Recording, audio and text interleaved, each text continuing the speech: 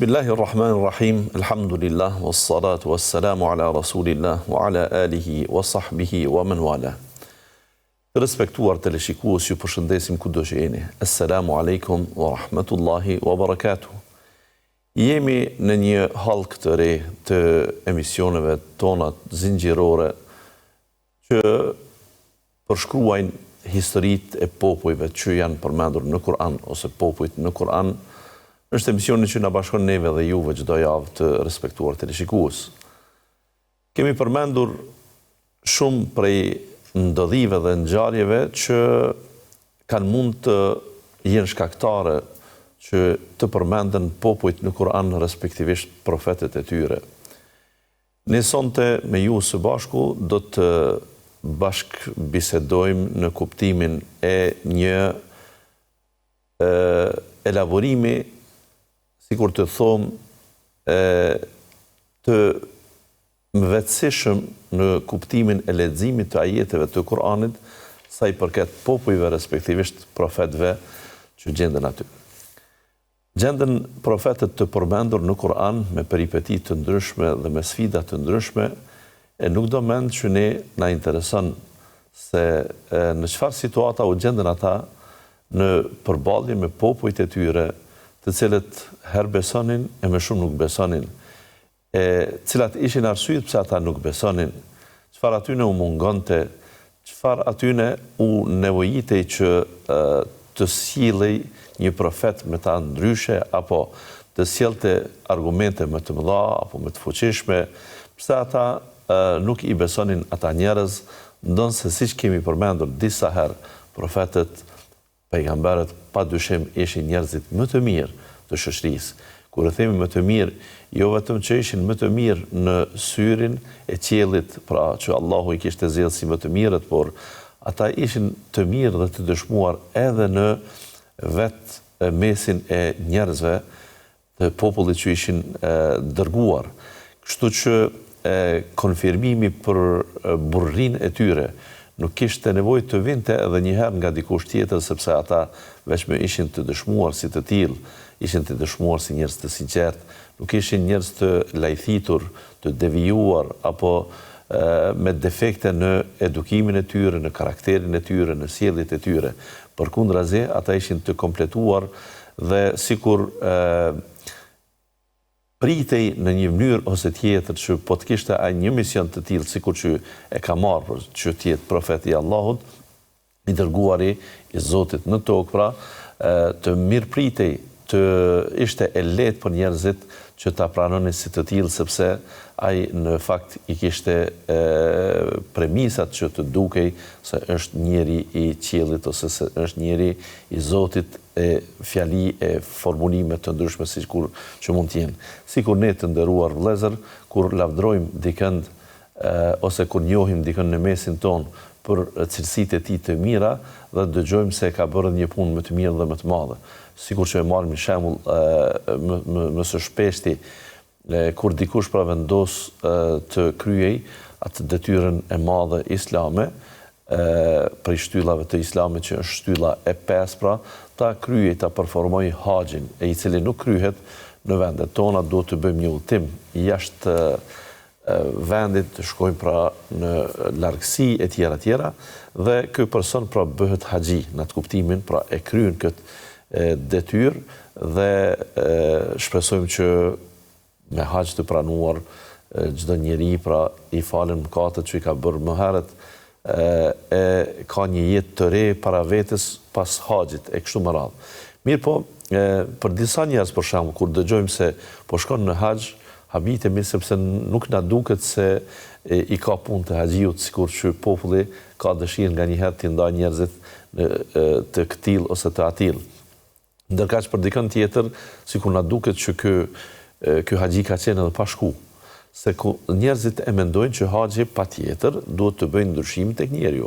E kur them e mendojnë, në fakt kështu janë edhe këshillat edhe mësimet e hoxhallarëve, që ne i japim që haxhi të bëjë ndryshimin në personin, të bëjë ndryshimin pozitiv, ai që ka qenë me mëkate, me gabime, me defekte në diçka të caktuar, të shfrytëzojë rastin, të pendohet atje, të përmirësohet dhe të kthehet pra që të shkruaj këtë librin e ri, këto faqet e reja, faqet e bardha të cilat nga mëkatët ndoshta janë shlyer.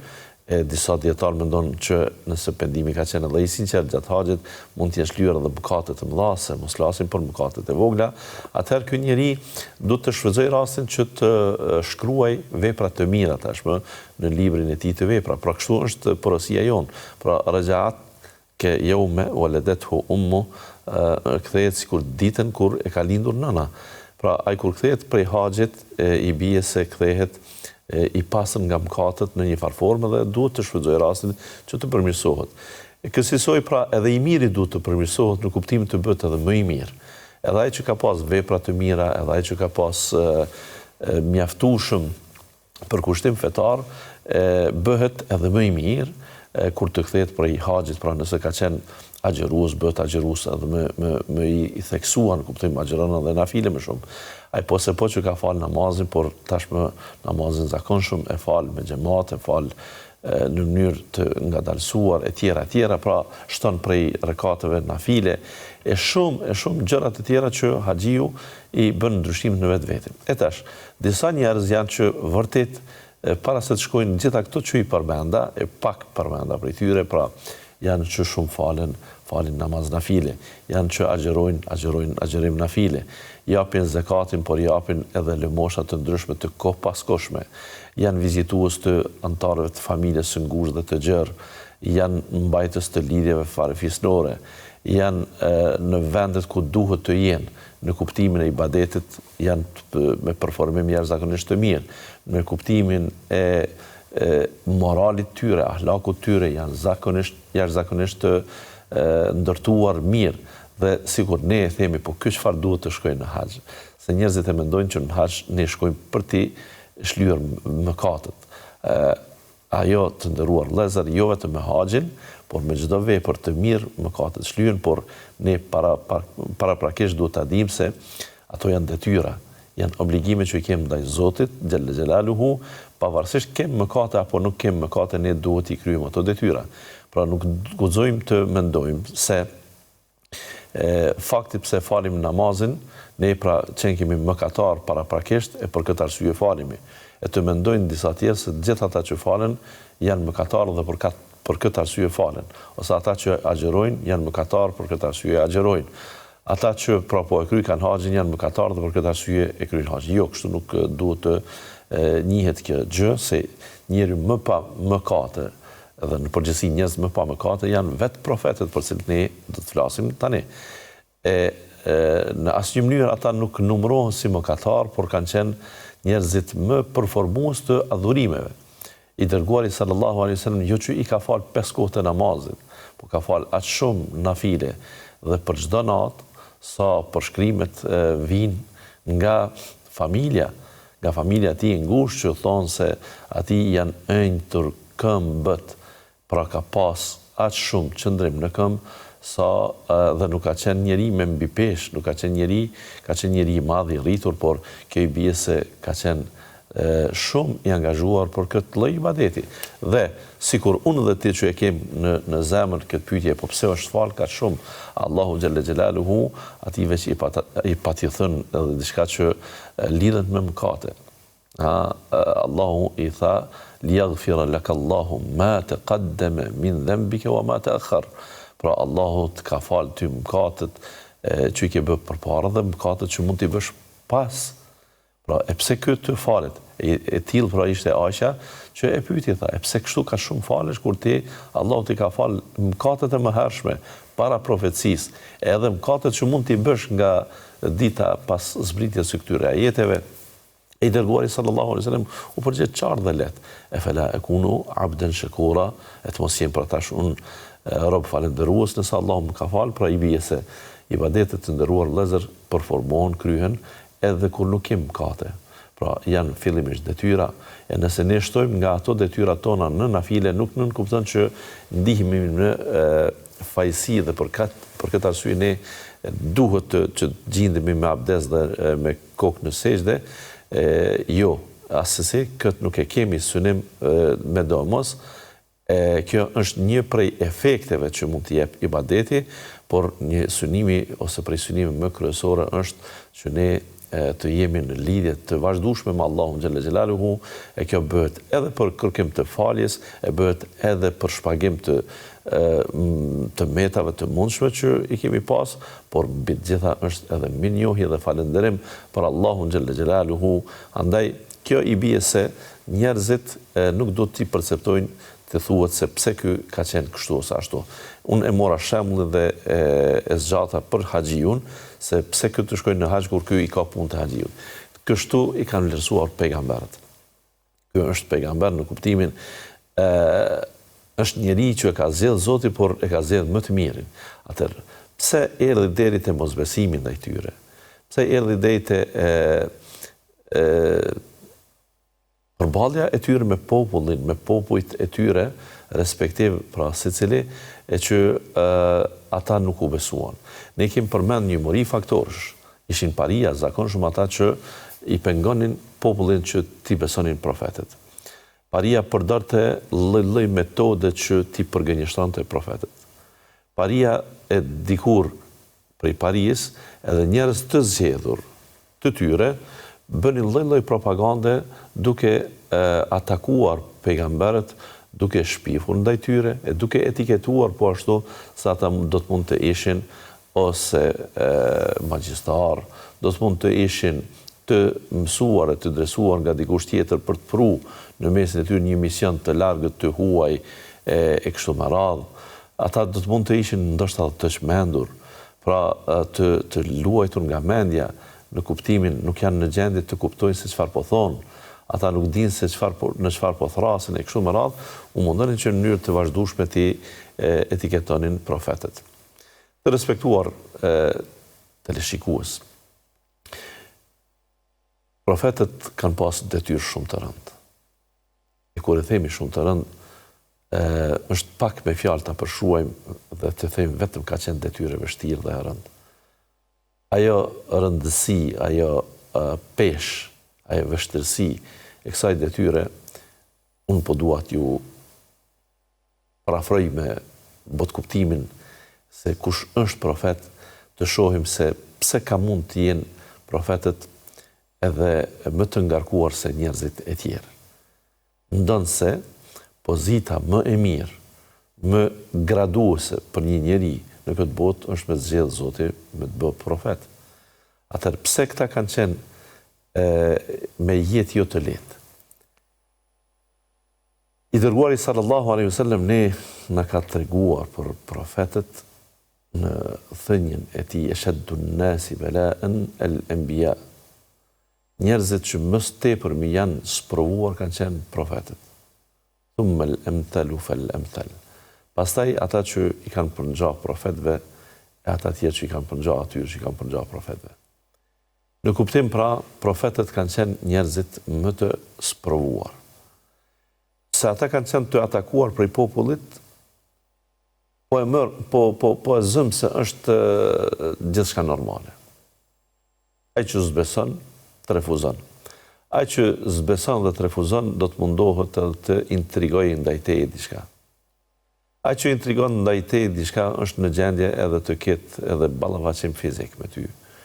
Është në gjendje ta mbroj kauzën e tij, ta mbroj të drejtën e tij për mosbesim e kështu me radhë, dhe të të sulmoj ty me çfarë do mjeti. Kur të sulmon, natyrisht që është në gjendje të pret edhe kundër sulmi me kështu me radhë, pra nga ky aspekt është e qartë pse profetët kanë qenë të ngarkuar. Por nga aspektet e tjera pse ata të jenë të sprovuar edhe me sprova që Allahu ka mund të amnistoj pasi që i ka zgjedhur e kështu me radhë.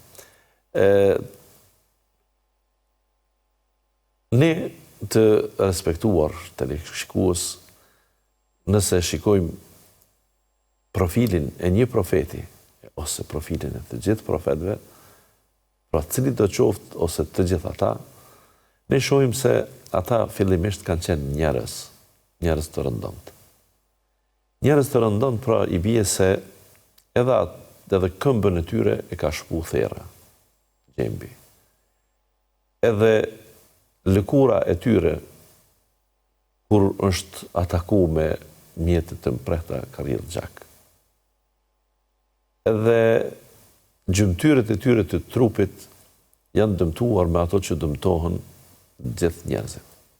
Pra nuk kanë qenë njerëz të amnistuar që ata të kenë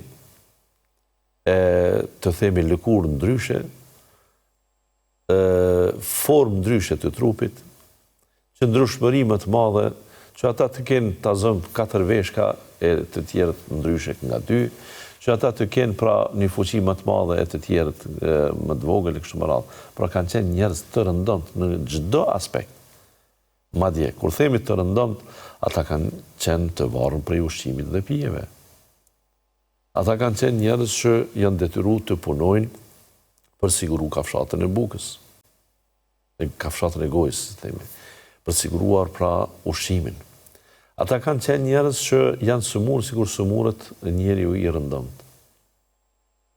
Ata kanë shetitur në përtregje për të bërë pazarin, tregtin e nevojshme për jetën e tyre.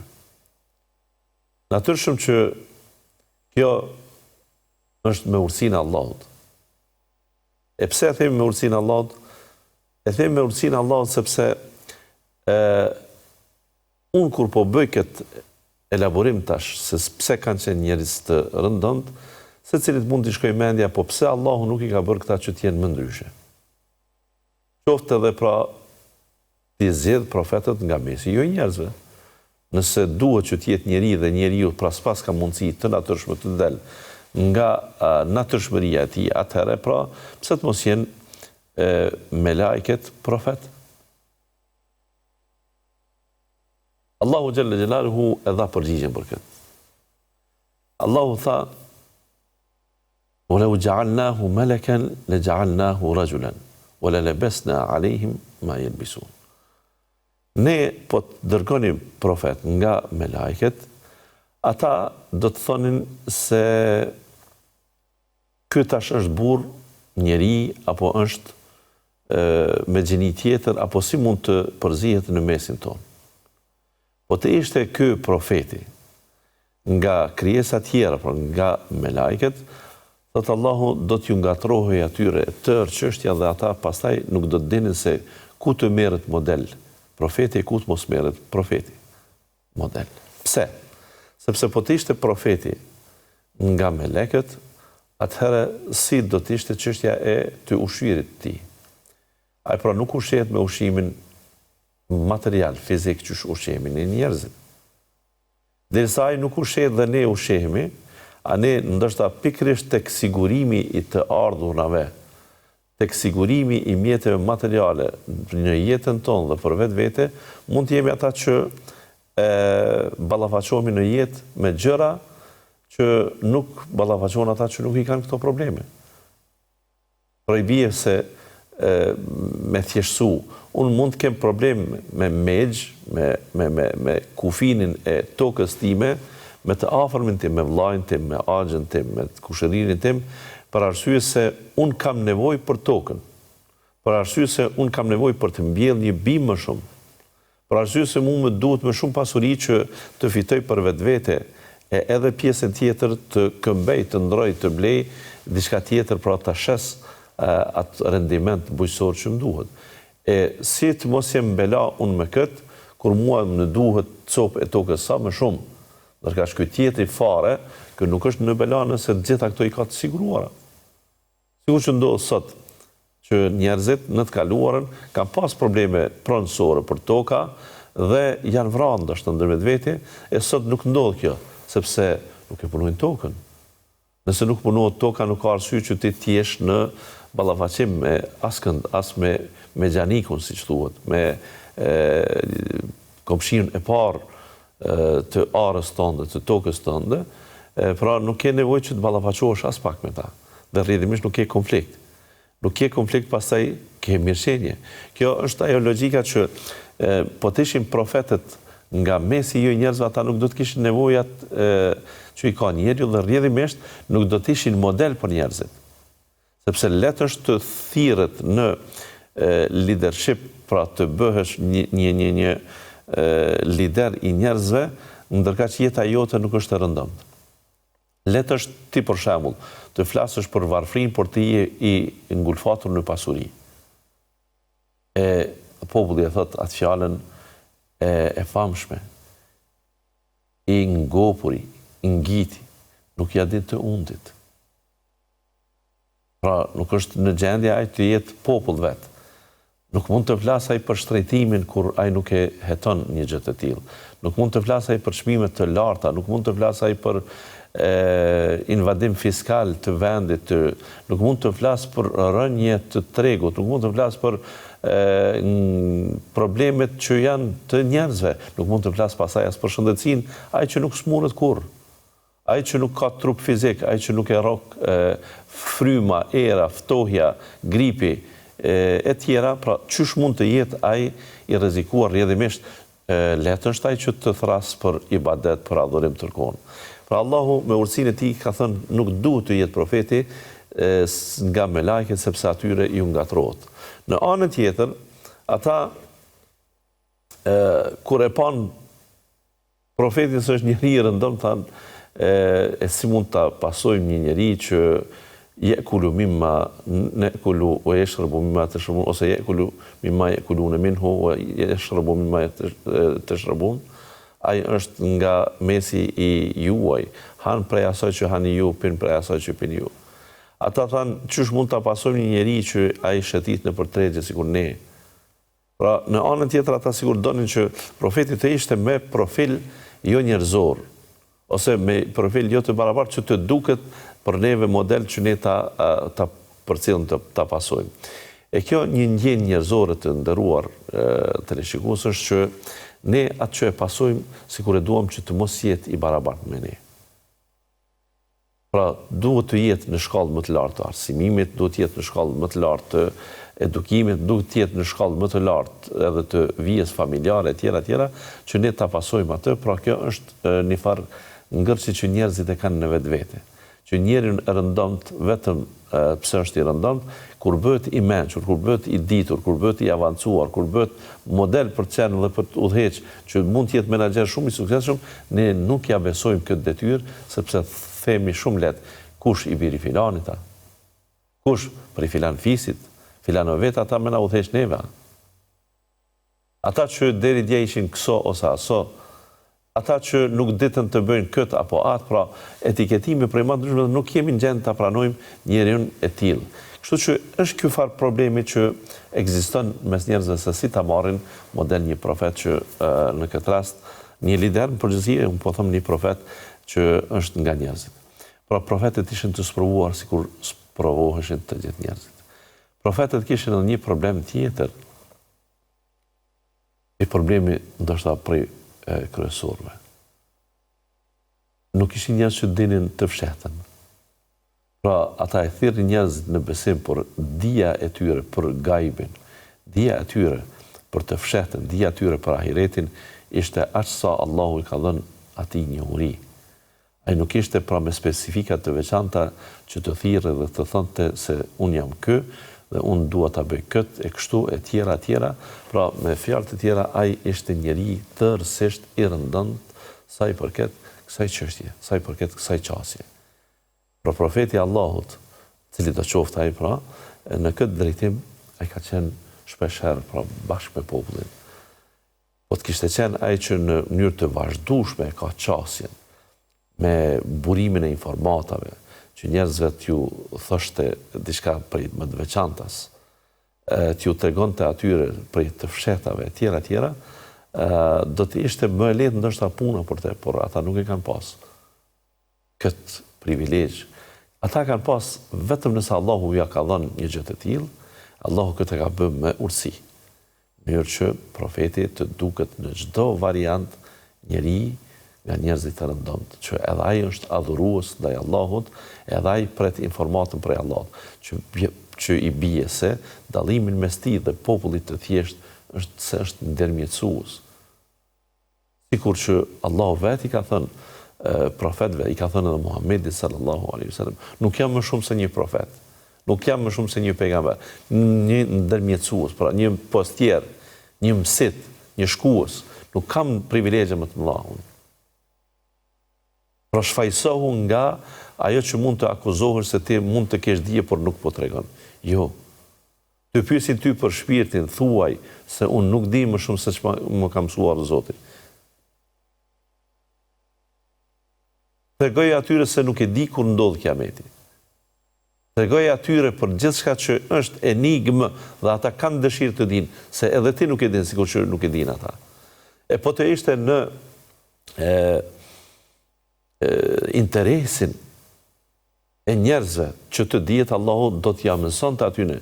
Por qysh do t'ja mëson prapë nëpërmjet profetit, nëpërmjet këtij të dërguarit që ai të kishte pra të drejtën vetëm të bartës së informatës. Jo që ata mbanin të fshehtën, por nuk ishin qasje të tillë, nuk ishin kushtimisht të them 24 orë të lidhur me qiellin. Dhe kjo i bënte shpesh herë që edhe të marrin akuza dhe të mos kenë mundësi që ti përgjigjeshin ose kundër përgjigjeshin popujve të tyre për gjëra të tjera. Profetët e Allahut xhalla xjalaluhu, përveç pra mundësive që të goditeshin, të sprovoheshin, të smuheshin e tjera, e kishin pra dhe këtë pjesën e mosdijes, mos informimit, por kishin edhe pjesën që edhe këta vdesnin. Edhe këtyre ju përfundon të jeta, nuk ishin të pavdekshëm. Andaj, këto gjëra ata i bën që të kenë jetë më të vështirë. Por më vështira ndër gjitha këto është ajo polemika që ata kishin nga njerëz, nga individ, nga populli, nga paria, pra nga kushdo, që ai sa mundohej ta afronte punën, që t'i binte njerëz, t'i bindte njerëz për besimin, dhe t'i afronte ata me Allahun xhalla xjalaluhu, ata nxjerrnin një kasht tjetër, nxjerrnin një defekt tjetër sipas tyre, që të shprehnin në një mënyrë ose tjetër revoltën, refuzimin dhe përfundonin si mosbesimtar.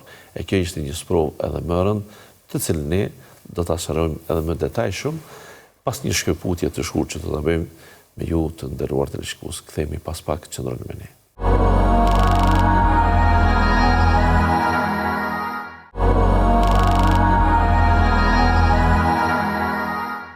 Rikthehemi të respektuar teleshikues për të vazhduar me emisionin ton të rregullt, popujt në Kur'an.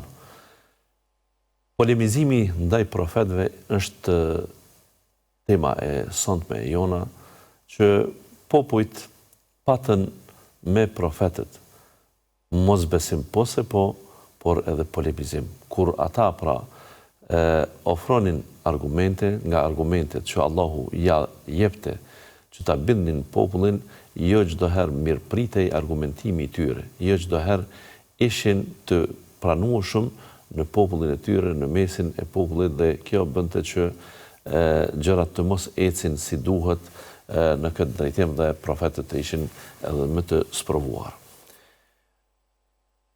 Ata e përmendëm në pjesën e parë kishin një defekt. Pse kjo është njeri? Për shembull për vetë Muhamedit sallallahu alaihi wasallam. Pse kjo është njeri? Pse ju e pasoni një njeri që është njeri i rëndomt? Hal hadha illa basharun mithlukum afata'tuna as-sihra wa antum tubsirun? A është ky diçka më shumë apo më pak përpos njeri sikur ju? Pra ata sikur donin ta shihnin profilin e profetit të ishte me ndonjë specifik, ndoshta edhe në trupin e tij. Ndoshta të ishte pak më i madh, më i rritur, më i gjerë, më i gjatë, etj. Të kishte veçori nga ajo që janë njerëzit e rëndomtë. Nëse ilustrojmë vetë Muhamedit sallallahu alaihi wasallam, ata është shumë interesant deri në moshën e profetësisë. Por këtë njeri nuk patën fjalë tjera pos fjalëve miradi.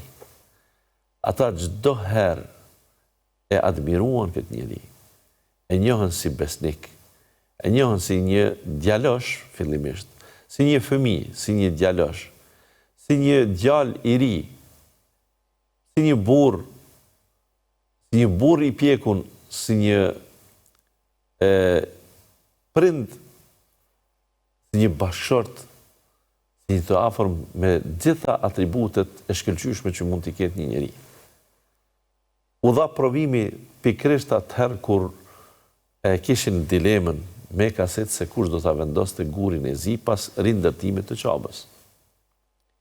Dhe guri i zi ishte zhvendosur prej vendit ku kishte, ishte një nder dhe privilegj i madh që kush do të ishte ai fatlumi që ta vendoste gurin dhe të kuptohi se Zoti po e veçon në një mënyrë ose tjetër. Ata vuan një rregull të caktuar dhe thanë kush do të hyjë nesër nga kjo derë i pari, ai të jetë personi që e vendos gurin. Dhe pa dije kjo, pa informim, pa hyri Muhamedi djali i Abdullah, që gjërsa ishte në moshën 37 vjeçare. Ai person kur hyri thanë në rregull është kjo besniku, ne jemi të kënaqur që ky ta vendos gurin dhe është gjithçka në rregull. Pra u pajtuan të gjitha fiset, sepse ishte gara në mes të fiseve, në mes të mahallëve, si themin e. E që a do t'jenë filanovet, apo filanovet të tjerë që do t'a vendosnin gurin. Pra një pjesëtar i këtij fisi ose atij fisi. Mirë po, kur erdhi Muhamedi sallallahu alaihi wasallam, të gjithë u pajtuan. Ai nuk ishte profet atëherë. E thanë dhe i përshuan atributet më të mira, thanë besnik është ky, ne jemi të kënaqur me të. Edhe ai tregoi një jo egoizëm shumë të veçantë.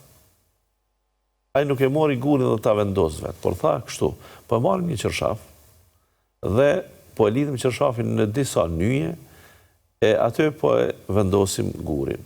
Çdo nyje prej atyre nyje prej çosheve do ta kap një pjesëtar i fisit.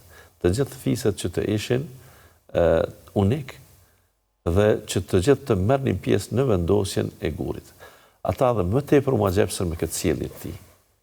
Sepse ishte sjellje jo egoiste, ndonse këtij i ra shorti kushtimisht. Ishte fati i tij që këta vendoste gurin dhe ata shprehën kënaqësi, nuk ishte pa kënaqësi. Pse t'ia jepte këtë privilegj dhe ta shpërndante tek tjerët.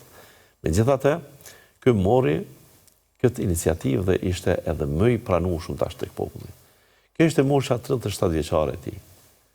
Çfarë ndodhi kur ky në momentin kur thret në besim, njerëzit të polemizojnë dhe të thonë fjalë prej më të ndryshme, ndër tjerat ta pasoni një njeri. Allahu xhalla xhelaluhu përmend thot bel qalu adghathu ahlam. Ata bile thoshin se këti po i vinë do ëndra. Ky njeri nuk është në gjendje t'i thot gjitha ato fjalë kur është zgjuar, por sikur po i vjen një farë ëndre, sikur po flet jerëm, sikur po flet në gjendje jo të kontrollueshme. Bel iftirah, bel huwa sha'ir. Ndoshta jo, janë shpikje të tij personale. Ose disa tjerë thonin mos e ka dhe aftësinë të jetë poet, sepse fjalitë që po interpreton nuk janë të rëndomta dhe nuk janë fjalori i tij. Nuk është pra që ky let do të dinte ti thurte ato fjali, andaj mos vallë ka një aftësi që deri më tani nuk ja kemi pa atë aftësi, aftësinë e poetizimit. Jetë në gjendje që të flet me art, të flet me rim, të flet me kuptime të larta dhe të përfundoj pra rreshti, të përfundoj ajeti me diçka që është interesante e tjera. Feljetina bi ajetin kema ursila al-awwalun, atëherë pse kjo nuk na bjen ne ndonjë argument shtesë, sikur që ka ndodhur me popujt e tjerë të mëhershëm. Pra, ata tash kërkonin prej pejgamberit ton, prej Muhamedit sallallahu alaihi wasallam, të kishte një mundësi më të madhe, më të artë në këtë rast, më të fuqishme që të sillte para popujve argument tjetër. Dhe jo vetëm kjo. Ata ishin kur Nuhit a.s. i kërkuan argument shtesë.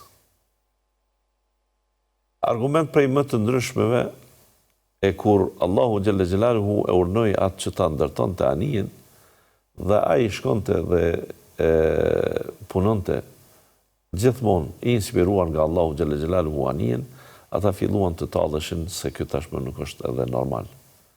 Po ndërton anijen në kodër, po thotë se kjo kodër do të mbushet me ujë, e kjo anije do të lundroj, kush hip në tet do të shpëtoj, kush nuk do të hip në tet do të fundoset, do të përmbyset e tjera tjera. Pra, ju duke kjo gjë edhe më e pamundshme. Ata e njohën për burr të mirë Salihin a.s. Por momentin kur ai filloi të thrisë në rrugën e drejtë, i kërkuan pse s'na sjell ti ndonjë argument ndryshe. Pse s'keti diçka që të mbështet, pra nga lartësia, pra nga madhështia Allahu Gjelle Gjelaluhu të vi mbështetja për ty në tokë që ti më të vërtet nuk po flet nga mendja jote, po flet nga inspirimi, nga shpalla sikur po pretendon. Ashtu i thanë edhe Hudit a.s. Ashtu i thanë thuaj se çdo profeti. E kur i thanë Isait a.s. për gjëra më të çuditshme, Isai llogaritën Allahu ja kishte dhënë mundësinë që ti shëronte të smurit dhe ti ngjallte të vdekurit.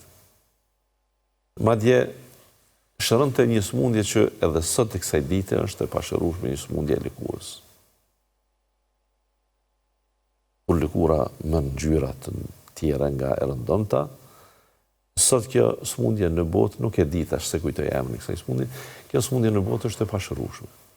Kur do që i ndodh njerit, mund të konstatohet se ke mungesë të kësaj vitamine ose asaj vitamine, mungesë të kësaj apo të këtij elementi, por rëndësishme është që nuk mund të kompenzohet dhe nuk rikthehet kjo ngjyrë. Isa a.s. këtë pikërisht e shëronte. E kishin pa me sytë e tyre se si i ngjallte të vdekurit, ama nuk ishte argument i mjaftueshëm që për ta që të bindeshin dhe ta pasonin. Thanë, a nuk mundet Zoti ta sjell një sofër nga lart nga qielli, e cila do të ishte si manifestim për ne, për të parin ton dhe të fundit ton, edhe është argument për ty dhe pas kësaj ne do të besojmë. Pra kërkonin argumente, mirë po kur ju vinin argumente, këtu ishte problemi të respektuar të shikues. Kur vinin argumentet, çfarë ndodhte? Pse ata tani nuk besonin? Ata tash fillonin me polemizu me profetet. Fillonin mja komentu këtë argumente se a është kështu apo nuk është kështu. Ka ndodhur apo nuk ka ndodhur. E panë me shumë argumente të vogla Musajn a.s. Popullin barë, filluan pastaj vetë populli i tij, pasuesit e tij, Ben Israel, të cilëve çfarë argumente më të madh donë se me tu hap deti, me shpëtu ti prej faraonit, ti me dalë matan, faraoni me mbet ingulfatur dhe i rrëzuar pushteti i tij dhe i gjithë suitës tij dhe ushtrisë tij në deti. Dhe pas kësaj ti kërkon prap argumente. Kërkon argumente dhe polemizon me Musajn a.s. Ai thot se unë ju thras në rrugën e Zotit. Ata thonë, po ne duhet na e bish një argument shtesë për me e pranuar se ti je vërtet nga Zoti. Ato argumente më pashme i harruan, nuk deshen që të jenë të pranueshme, hajtë të provojmë një tjetër, që ishin argumente shumë të vogla. E në një rast pra kërkuan që të ngjallet fëmia dhe të tregon se kush e ka vrarë. Nëse ti je profet, tash po e vërtetojmë këtë, dhe nëse ti e bën këtë, ne do të besojmë, hajtë na tregoj fëmia pra të ngjallet në jetë, sepse ishte dilema se kush e vra atë fëmijë e kush e kishe mshef, domethënë dorën e krimit në atë rast.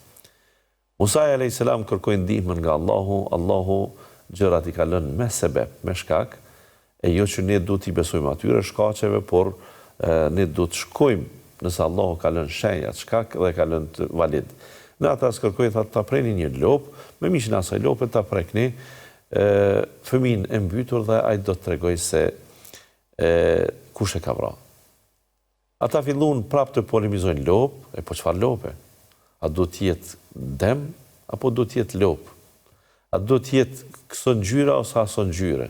A do t'jetë lop që e mban në kullos, apo e tillë që është në ahur, që është në mbikëqyrje të blegtorit? Me fjalë tjera, polemike e pas polemike, fadhabahuha wa ma kadu yaf'alun, e prejnë më në fund atë lop, por kënd të mbet pa e prej. Dhe në fund fare ndodhi, e prejnë lopën, e preken me një copë mishi, ndodhi mrekullia dhe u zgju fëmia, tregoi për dorasin. U rikthyn në jetë, këta prap nuk besojnë. E polemizuan Muhammedin sallallahu alaihi wasallam në forma të ndryshme. U munduan që ta pyesin për të kaluarën.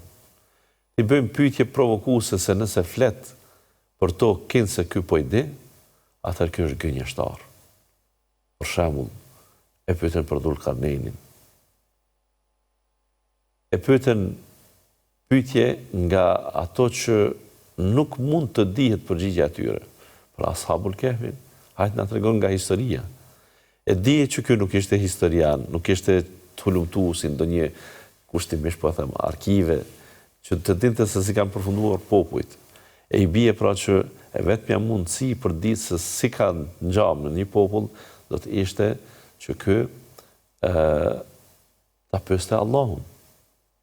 E nëse ky merr informat të saktë dhe të dinte përgjigjen, kur ditë se ky vetë nuk e din, dhe nuk mund ta merr nga informatat e popullit se di askush, atëherë do t'i besojnë se është profet.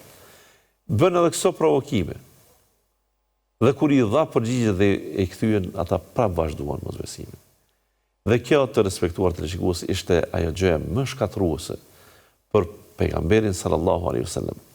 Dhe jo vetëm për të, por edhe shokët e tij pararendës, pra që ishin shumë të sprovuar, por prej sprovave ishte polemika mosduruese dhe problemet që ata pas gjithë atyre orvatjeve dhe kërkesave ndaj Allahut xhalla xhelaluhu, që të zbres sofrën me ushqim të begatshëm, që të bëhet një argument, një deve e madhe, që të jetë kjo e ajo prej ngjarjeve të ndryshme, pra të ngjallët i vdekuri, të tregoj fëmia se kush e ka vrarë, të ketë një mrekulli të kësaj natyre ose asaj natyre, pra pas gjitha këtyre gjërave, kur mohohej dhe ishte një pakicë ajo që i besonte, kjo ishte edhe më shkatruese dhe më problematike për profetet.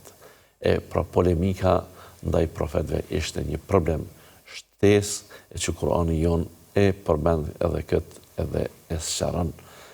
E ne do të shohim edhe një problem tjetër tash pas polemizimit, kur profetët sillnin argumente.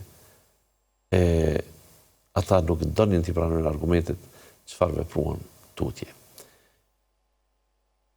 Për të takuar në javën tjetër me emisionin Popujt në Kur'an, ju lëm në kujdesin Allahut. Wassalamu alaikum wa rahmatullahi wa barakatuh.